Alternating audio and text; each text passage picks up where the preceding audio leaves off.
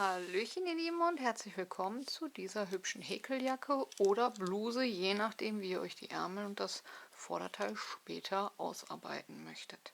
Das Ganze wird wie immer für Größe M gehäkelt. Dazu nehme ich den Brustumfang. Wenn ihr allerdings sagt, die Jacke soll über die Hüfte gehen und euer Hüftumfang ist breiter, dann nehmt selbstverständlich euren Hüftumfang. Ansonsten gehe ich hier von dem Brustumfang aus und das sind bei Größe M immer so in etwa 100 cm. Diese teile ich durch 2 und komme somit auf 50. Auf diese 50 cm rechne ich dann nochmal plus 10 drauf, damit das Ganze unter den Ärmeln schön locker sitzt und nicht zu eng darunter.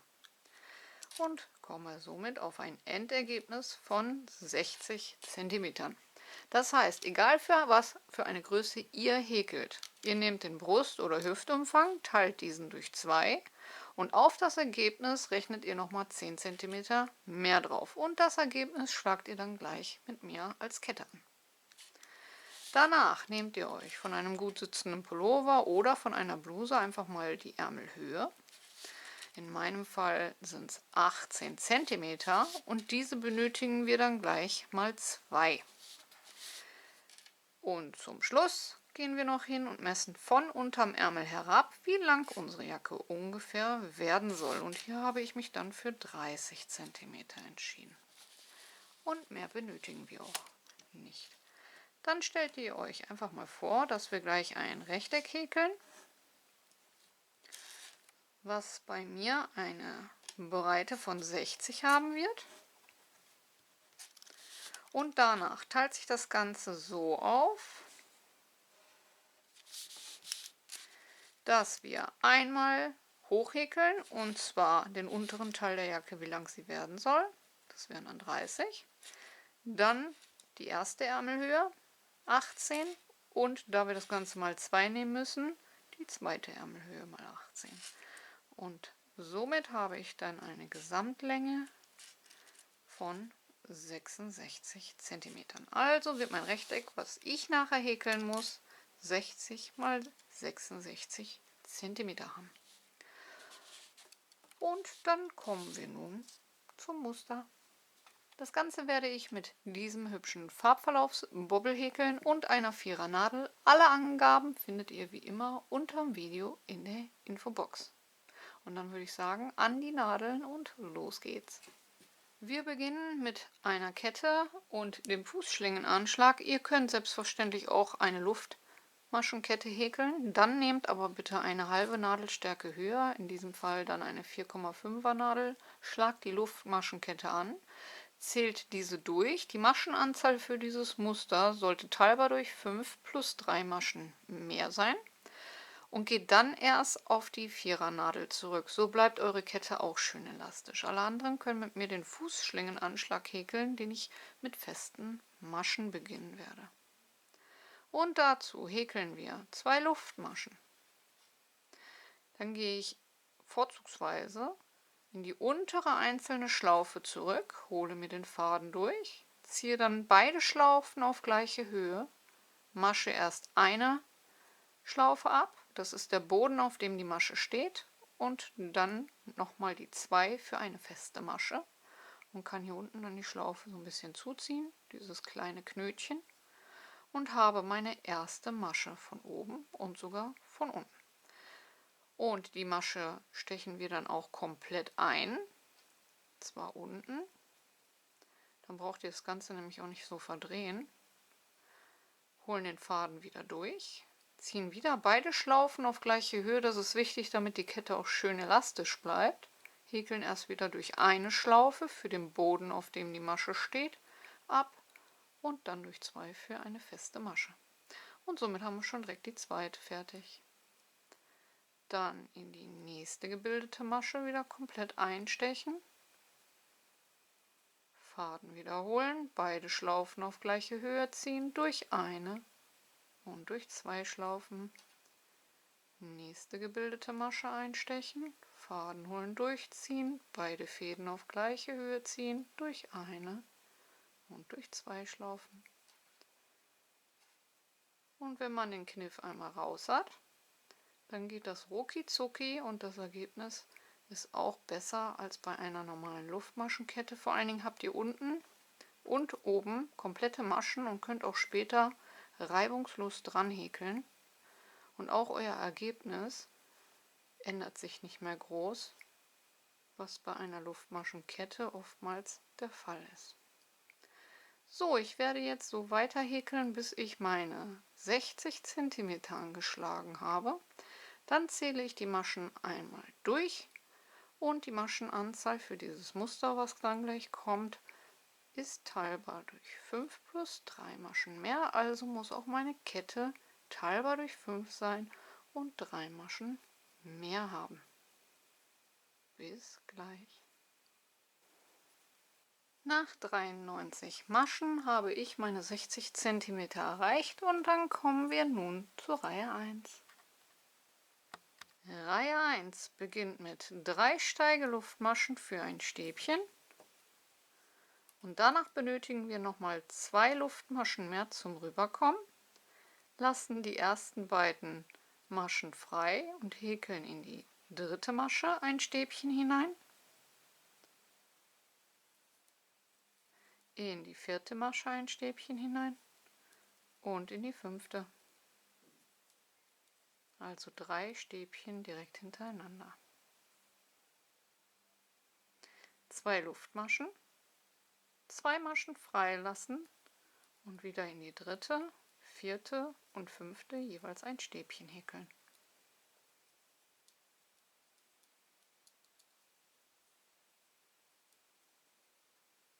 Zwei Maschen freilassen, 2 Luftmaschen dafür häkeln und wieder in die dritte, vierte und fünfte Masche jeweils ein Stäbchen häkeln.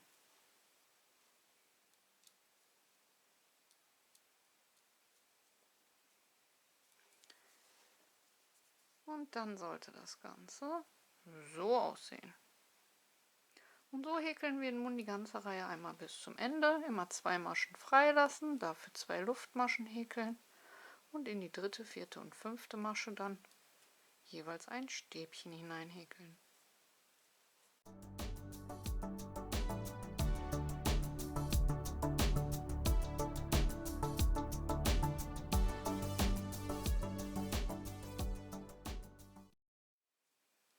Und am Ende der Reihe angekommen, nach den letzten 3 Stäbchen, 2 Luftmaschen häkeln, 2 Maschen freilassen und in die letzte Masche mit einem Stäbchen die Reihe beenden. Und das war Reihe 1. Kommen wir zur Reihe 2. Reihe 2 beginnt mit einer Luftmasche und einer festen Masche direkt in die Anfangsmasche von den Steigeluftmaschen. Anfänger sollten sich hier jetzt direkt den Marker in diese erste Masche setzen. Ich werde das jetzt hier nicht machen, sonst klickert dies die ganze Zeit auf dem Tisch herum. Und danach machen wir einen Umschlag und häkeln 5 Stäbchen einfach um diese Luftmaschenkette herum.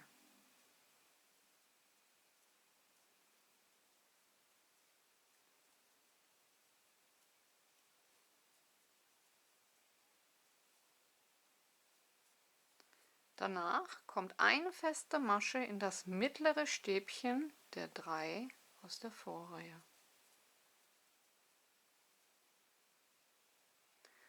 Umschlag und um die nächste Kette herum wieder 5 Stäbchen häkeln.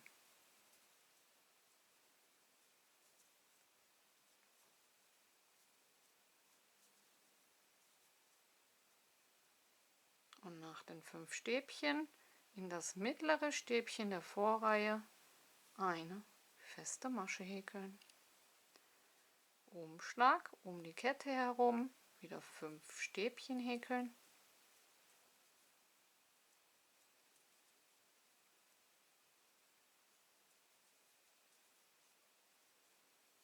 Und danach in das mittlere Stäbchen der 3 aus der Vorreihe eine feste Masche. Und so geht das jetzt immer im Wechsel, die restliche Reihe, 5 Stäbchen um die Kette herum und das Ganze mit einer festen Masche in das mittlere Stäbchen der 3 aus der Vorreihe fixieren. Und dann sollte es so aussehen.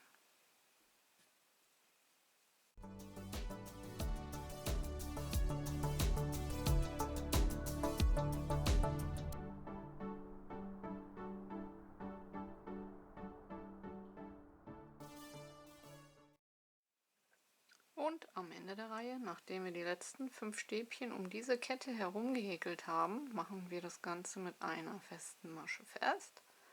Und nun in das letzte Loch, wo wir die große Kette am Ende haben, häkeln wir auch 5 Stäbchen drumherum.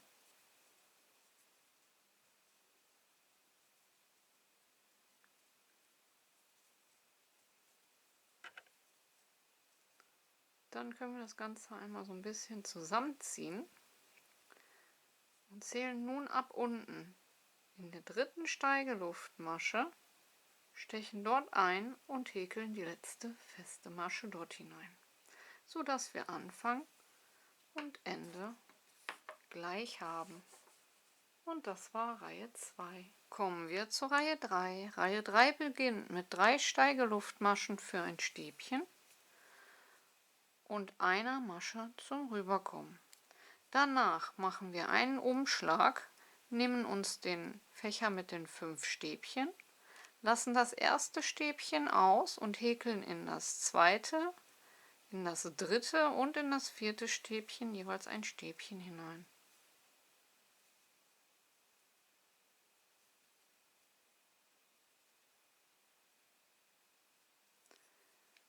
Danach kommen 2 Luftmaschen, rüber zum nächsten Fünferfächer, erstes Stäbchen auslassen und auch hier wieder ins zweite, dritte und vierte Stäbchen jeweils ein Stäbchen häkeln.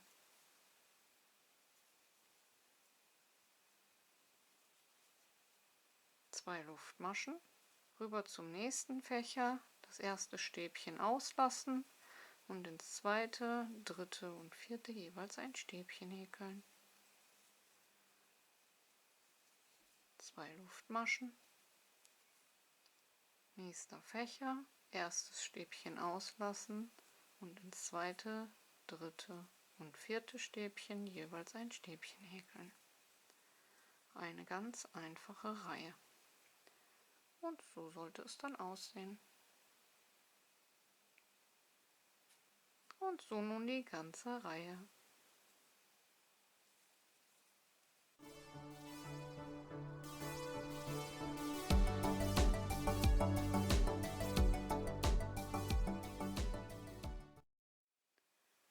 Und am Ende der Reihe nach den 2 Luftmaschen in den letzten Bogen erstes Stäbchen freilassen, ins zweite, dritte und vierte jeweils ein Stäbchen häkeln,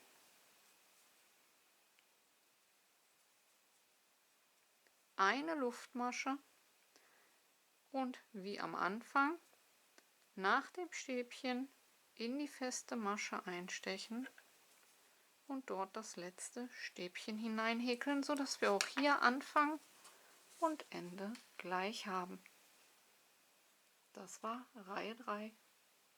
Kommen wir zur Reihe 4. Reihe 4 beginnt mit 3 Steigeluftmaschen für ein Stäbchen. Und nun müssen wir einen halben Fächer um diese eine Luftmasche häkeln, indem wir 2 Stäbchen dort drumherum häkeln und optisch somit am Anfang unsere 3 Stäbchen haben. Das Ganze fixieren wir dann wieder mit einer festen Masche im mittleren Stäbchen der Vorreihe. Und dann heißt es wie gehabt, immer um die Kette herum 5 Stäbchen häkeln.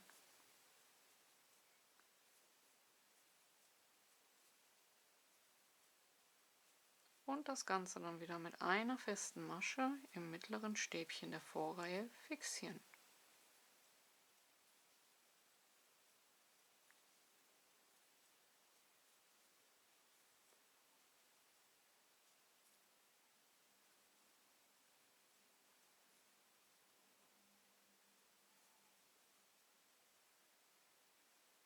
Und dann sollte es so aussehen. Und so nun die ganze Reihe.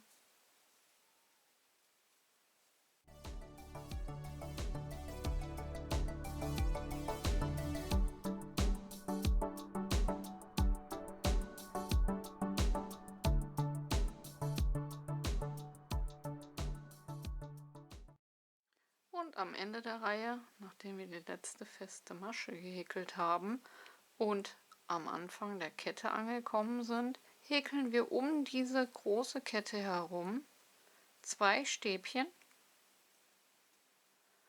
und stechen dann in der dritten Steigeluftmasche von unten angezählt ein und häkeln dort das dritte und letzte Stäbchen hinein, sodass wir Anfang und Ende auch hier wieder gleich haben. Und das war Reihe 4. Kommen wir zur Reihe 5 und das ist dann Wiederholung Reihe 1. Wir häkeln 3 Steigeluftmaschen für ein Stäbchen und nochmal 2 zusätzliche zum Rüberkommen. Danach gehen wir in den nächsten vollen Fächer hinein, lassen hier wieder das erste Stäbchen frei und häkeln in das zweite, in das dritte und in das vierte jeweils ein Stäbchen hinein.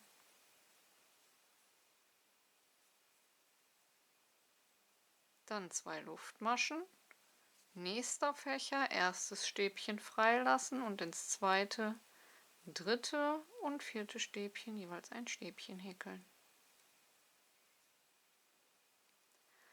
Und dann sollte das Ganze so aussehen wie hier unten in Reihe 1.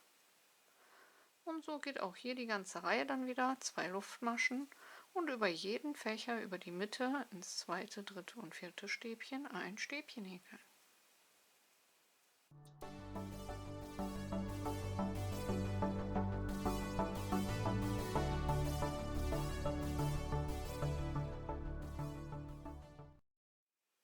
Und nach dem letzten großen Bogen 2 Luftmaschen und am Ende der Reihe in die dritte Steigeluftmasche von unten angezählt mit einem Stäbchen die Reihe beenden, sodass wir auch hier wieder Anfang und Ende gleich haben. Und das war dann Reihe 5, die Wiederholung von Reihe 1 und dann geht es weiter ab Reihe 2. Und ab hier geht es jetzt weiter mit Reihe 2 oder ab Reihe 2. Das Ganze könnt ihr jetzt hochhäkeln bis auf eure errechnete Maße. Das heißt zweimal die Ärmelhöhe plus halt die Gesamtlänge, die ihr haben wolltet, von unterm Ärmel herab gemessen. In meinem Fall waren es 30 cm plus zweimal 18 cm Ärmelhöhe, insgesamt 66. Wir haben hier die Breite angeschlagen, das waren 60 cm in meinem Fall. Und jetzt häkel ich dieses Muster so hoch, bis ich auf 66 cm gekommen bin. Und ihr entsprechend auf eure Maße. Weiter geht es hier mit Reihe 2, denn Reihe 5 war ja bereits Reihe 1 wiederholt, damit ihr einmal wisst, wie ihr es hier drüber häkeln müsst. Ja. Und dann hoffe ich, dass ihr genauso viel Spaß habt wie ich an dem Muster, vor allen Dingen, weil man hier sehr schnell vorankommt durch die Stäbchen und das Ganze macht richtig viel Spaß. So, ich nehme euch natürlich mit, wie das ganze Projekt wächst und dann sehen wir uns, wenn wir unsere Rechtecke soweit fertig gehäkelt haben. Bis gleich.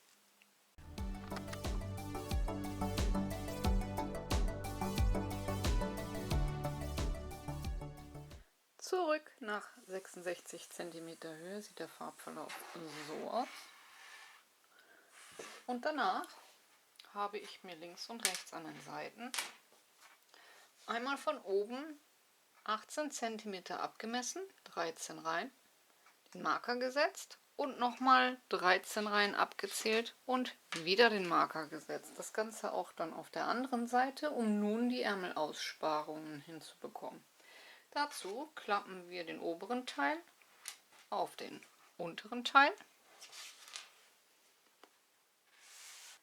Und um es euch einfach zu machen, nehmt ihr 2 kleine Fäden und verbindet die Stelle hier unten. Damit sich das Ganze nachher leichter drüber häkeln lässt und nicht wieder verrutscht. Einfach den Faden durchziehen und zuknoten. Ist nicht schlimm, wenn es sich im späteren Verlauf löst. Da wieder drüber häkeln und das Ganze dann im Endeffekt auch so fixieren.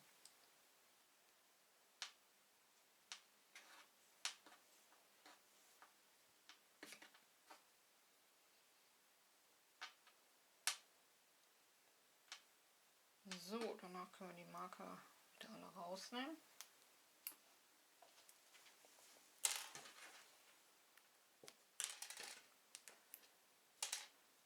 Und dann kommen wir schon zur letzten Mammutaufgabe bei dieser Jacke.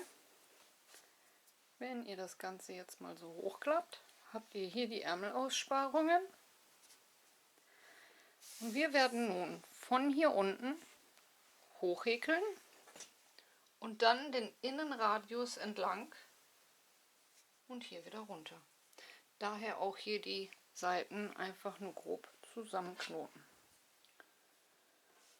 Und das natürlich in diesem Muster. Um das Muster jetzt weiter fortzuführen, werde ich als nächstes erst einmal eine Reihe feste Maschen hier verteilen, denn hier haben wir leider keine Maschen, sondern nur die Ränder der Stäbchen. Nur im oberen Bereich, wo wir die Ärmelaussparung umgeklappt haben, haben wir Maschen. Daher einmal mit festen Maschen ringsherum alles schön verteilen. Ich beginne unten in der Ecke und häkel erst einmal eine feste Masche direkt in den Rand hinein und häkel dabei auch direkt um den Anfangsfaden, damit ich das auch schon mal schön verknotet habe. Und setze mir schon mal den Marker, dann weiß ich, da ist die letzte Masche, falls diese sich verdreht. Als nächstes ist der Plan, dass ich immer 3 feste Maschen dort, wo die Löcher sind, um die liegenden Stäbchen herum häkel. Also ich mache hier 3 feste Maschen und dort, wo die Zurstelle ist, 2 feste Maschen. Denn wir brauchen ja eine Maschenanzahl, die teilbar durch 5 ist. So, hier habe ich wieder das Loch, die offene Stelle, also 3 feste Maschen. Und hier ist wieder die Reihe mit der Zuhenstelle. Dort mache ich um das liegende Stäbchen nur 2 feste Maschen. Hier wieder 3. Und als nächstes hier dann wieder 2.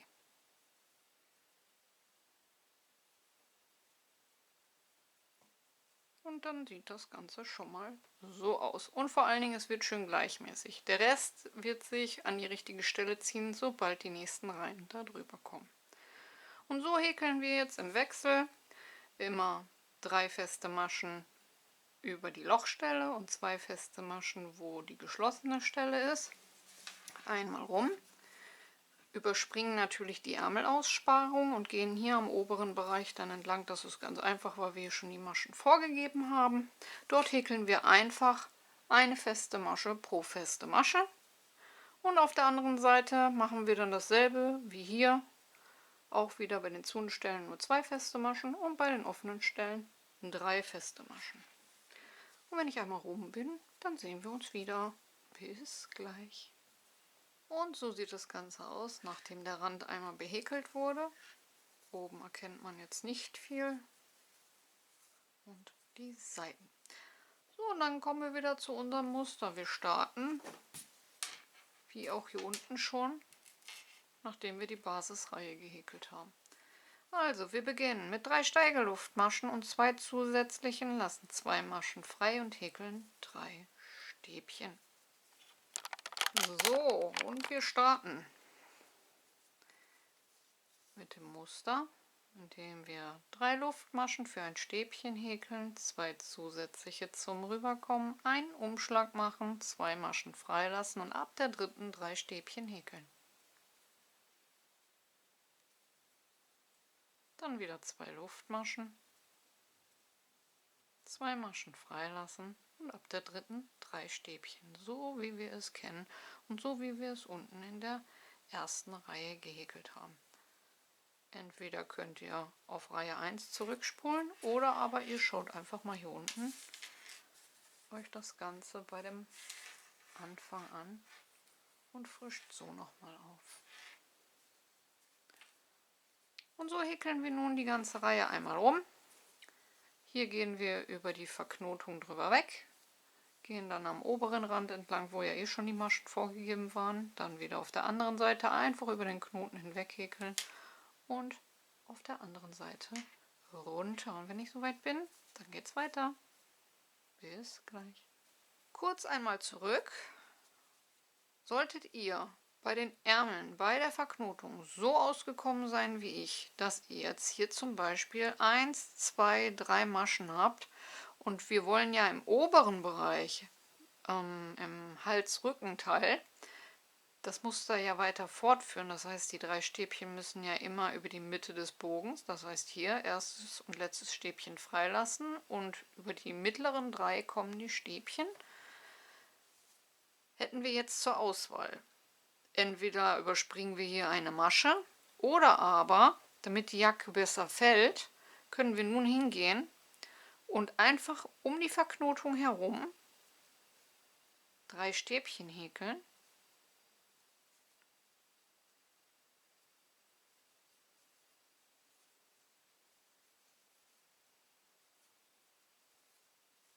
Dann die 2 Luftmaschen und oben am Teil dann das erste Stäbchen freilassen und über die nächsten 3 dann die 3 Stäbchen häkeln, um hier die Musterung weiter fortzuführen. Also es gibt verschiedene Varianten, die ihr euch jetzt hier aussuchen könnt, entweder so wie ich, dass ihr 3 Stäbchen um die Verknotung herum häkelt, oder aber ihr lasst dann halt eine Masche aus, überspringt diese. Hauptsache, hier wird die Musterung im oberen Teil weiter fortgeführt und nicht verschoben, weil das sehe dann später, gerade im Rückenhalsbereich, merkwürdig aus. Da solltet ihr drauf achten. Ja, und hier geht es dann weiter in der Musterung. Und auf der anderen Seite mache ich dann das gleiche. Ich häkel hier die letzten 3 Stäbchen mittig über den Bogen, mache 2 Luftmaschen, häkel 3 Stäbchen einfach um die Verknotung herum, 3 Luftmaschen, lasse dann hier 2 Maschen aus und häkel dann wieder die 3 Stäbchen im Wechsel runter bis zum Ende. Und am Ende angekommen, nachdem ich die 3 letzten Stäbchen verteilt habe, mache ich dann nochmal 2 Luftmaschen, einen Umschlag und steche in die letzte Masche ein und häkel dort ein Stäbchen, damit ich Anfang und Ende gleich habe. In der nächsten Reihe machen wir dann so wie hier eine Luftmasche, häkeln die erste feste Masche in den Anfang hinein und nun 5 Stäbchen um die Kette herum.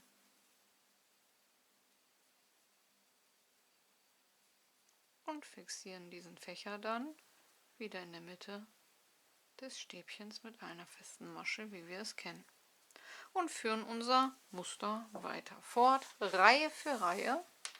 Und zwar so weit, bis wir die Jacke vorne entweder vernünftig schließen können oder wenn ihr zum Beispiel eine Jacke haben wollt, die ihr euch nur überhängt, dass sie vorne vernünftig fällt.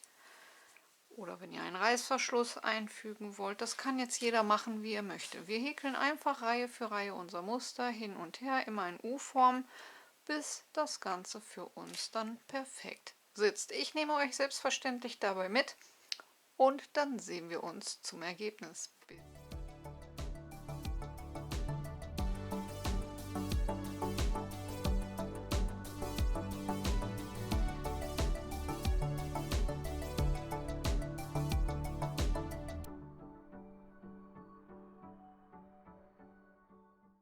Zurück nach 15 Reihen ist mein Bündchen soweit fertig, dass ich die Jacke perfekt schließen kann.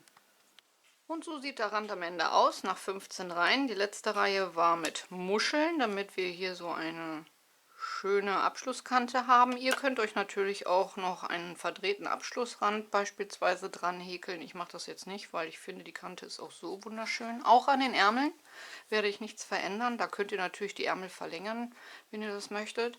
Aber der Rand ist super geworden und da möchte ich auch nichts dran verändern.